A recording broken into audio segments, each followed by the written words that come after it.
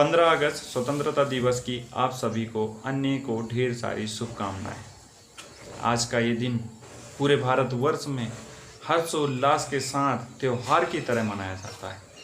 उन स्वतंत्रता सेनानियों को श्रद्धांजलि अर्पित करने के लिए मनाया जाता है जिन्होंने अपने जान की परवाह किए बगैर हमारी स्वतंत्रता के लिए अपना बलिदान दिया। उन राजनेताओं के संघर्ष को याद करने के लिए मनाया जाता है जिन्होंने अपना पूरा जीवन अपनी स्वतंत्रता के लिए लगा दिया। आज हम सब आप खुली हवा में सांस ले पा रहे हैं, अपने मन मुताबिक कार्य कर रहे हैं, अपनी भावनाओं को व्यक्त कर रहे हैं, एक दूसरे से साझा कर रहे हैं। तो यह सब मुमकिन हो पाया है उन स्वतंत्रता सेनानियों के कारण जिन्होंने अपने पूरे जीवन के संघर्ष में सिर्फ और सिर्फ आज़ादी देखी है। भारतवर्ष को आज़ाद करने का सपना देखा था। आखिरकार वो आज़ादी हमें मिली। आज हम स्वतंत्र देश के नागरिक हैं। आज हम अपने मन मुताबिक कोई भी कार्य कर सकते हैं, अपने मन मुताबिक जी सकते हैं, अपने मन मुताबिक खा सकते हैं, अपने मन मुताबिक कहीं भी आ जा सकते हैं। लेकिन लोग बताते हैं स्वतंत्रता से पहले ऐसी किसी भी प्रकार की छूट नहीं थी। हमारा सिर्फ शोषण हो रहा था। हमारे पूर्वजों ने कितनी प्रताड़ना, कितनी संघर्ष के साथ अपने जीवन को जिया है, हम सब महसूस तक नहीं कर सकते, क्योंकि हम सब आज़ाद देश में जन्म लिए हैं। आज़ाद देश के पंछी हैं, कहीं भी उड़ते हैं, कहीं भी भटकते हैं। लेकिन ज़रा सोचिए मेरे साथियों, आज का ये दिन, क्या उन बलिदानियों ने ये सोचा होगा कि हमारे बलिदान के बाद जब भारतवर्ष आज़ाद होगा तो वह कैसा होगा? जाति समुदाय के नाम पे लड़ाइयाँ, दंगे होंगे, या एक दूसरे की विचारधारा का विरोध करने के लिए लोग सिर्फ जन्म लेंगे? आज के अगर भारत देश को देखा जाए तो कभी भी 1947 जैसे आज़ादी नहीं मिलती। आज भी हम गुलाम होते, क्योंकि सुनने में आता है, इतिहास गवाह है कि 1940 का दशक ऐसा था जब भारत का बच्चा बच्चा आज़ादी के लिए लड़ाई कर रहा था। हर एक कोने से, हर एक समुदाय से सिर्फ एक ही आवाज़ निकल रही थी कि हमारी मातृभूमि अंग्रेज़ों के चंगुल से, अंग्रेज़ों की गुलामी से आज़ाद होनी चाहिए। और सब के सब एक थे और सभी ने अपना महत्वपूर्ण योगदान दिया, बलिदान दिया, शहीद हुए। उनके कारण ही आज हम स्वतंत्र हैं। लेकिन आज हमारे देश में क्या हो रहा है? पढ़े लिखे युवा क्यों भटक रहे हैं? हम लोग आज भी गुलाम हैं अनपढ़ों के, राजनेताओं के। ऐसी गुलामी से अच्छा है हम अंग्रेज़ों के ही गुलाम होते हैं। आज हम सब अपनी विचारधारा के अनुकूल ना चल, दूसरों के मन मुताबिक उसके षड्यंत्र किए हुए फैसलों का हम साथ देते हैं।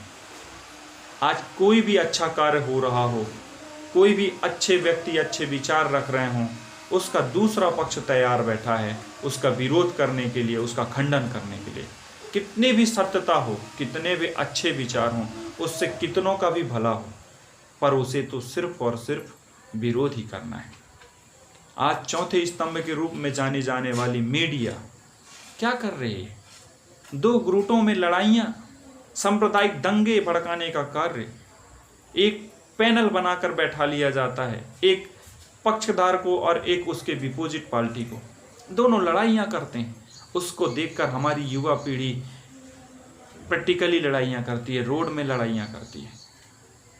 ये गलत हो रहा है। आप सभी जागरूक हैं, समझदार हैं, अपने बुद्धि विवेक का इस्तेमाल कीजिए। राजनेता अपनी वोट बैंक पॉलिसी के लिए आपको लड़ाते हैं, आपसे अपना कार्य सिद्ध करते हैं और फिर आपको भूल जाते हैं। आप सिर्फ उनकी सीढ़ियाँ हो जिनके ऊपर वो चलकर अपने मंजिल को प्राप्त करते हैं, अपने राजतंत्र को प्राप्त करते हैं। हम युवाओं को ये सोचना होगा, हमें सांप्रदायिक दंगों से बचना होगा, हमें धर्मनिरपेक्ष होना होगा। हम राजनेताओं के चुंगल से हमें आज़ाद होना पड़ेगा। आज आत्मनिर्भर की ओर भारत बढ़ रहा है।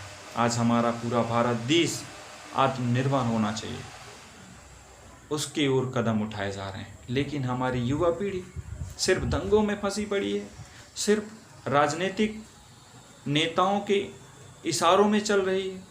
क्या हम सब अपने बुद्धि से, अपने विवेक से अपने जीवन को सुनिश्चित नहीं कर सकते? क्या हम अपने जीवन के लिए सही रास्ता नहीं चुन सकते? क्या हमें आगे चलकर अपने आने वाली पीढ़ी को यही संदेश देना है कि हम सब आपस में ही लड़ाई करते रह गए, हम सिर्फ जातियों में ही बंटते रह गए, हम सिर्फ अपने ही लोगों से संघर्ष करते रह गए? आज तो हम किसी के गुलाम नहीं हैं भाइयों। आज उस संघर्ष को याद कीजिए जो 1947 में लोगों ने दिया था। अगर वो सिर्फ जात पात में होते, एक नहीं होते, तो क्या अंग्रेजों के खिलाफ लड़ पाते? क्या ये आज़ादी जो आज हमारे को मिली है, क्या उस समय मिल पाती? नहीं, उसकी कल्पना भी नहीं कर सकते थे अगर पूरा भारत देश एक होकर इस आज़ादी के लिए लड़ा नहीं होता तो।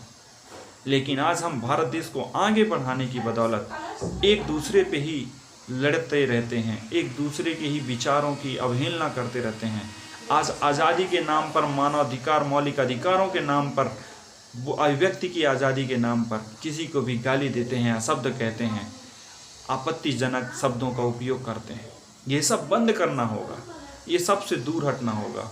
हमें उन बलिदानी स्वतंत्रता सेनानियों को याद करना होगा जिन्होंने अपने पूरे जीवन को संघर्ष के रूप में जीते हुए आगे बढ़ गए और अपने लक्ष्य को देखते हुए आज स्वतंत्र भारत की कल्पना करते हुए अपने आप को अमर कर गए। हमें भी ऐसे कार्य करने होंगे जिससे आने वाली पीढ़ी हमेशा याद रखे।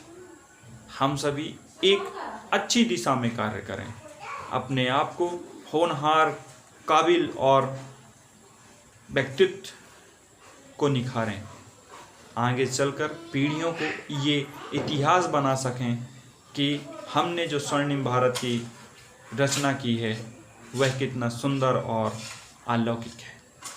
पर ऐसा तभी संभव है जब हम सब एक होंगे, जाति पात से उठकर आगे बढ़ने की बात करेंगे, समाजवाद से आगे उठकर देश की बात करेंगे, देश हित के लिए सोचेंगे। इन्हीं शब्दों के साथ आप सभी का बहुत बहुत धन्यवाद और 15 अगस्त की हार्दिक शुभकामनाओं के साथ धन्यवाद। जय हिंद, जय भारत।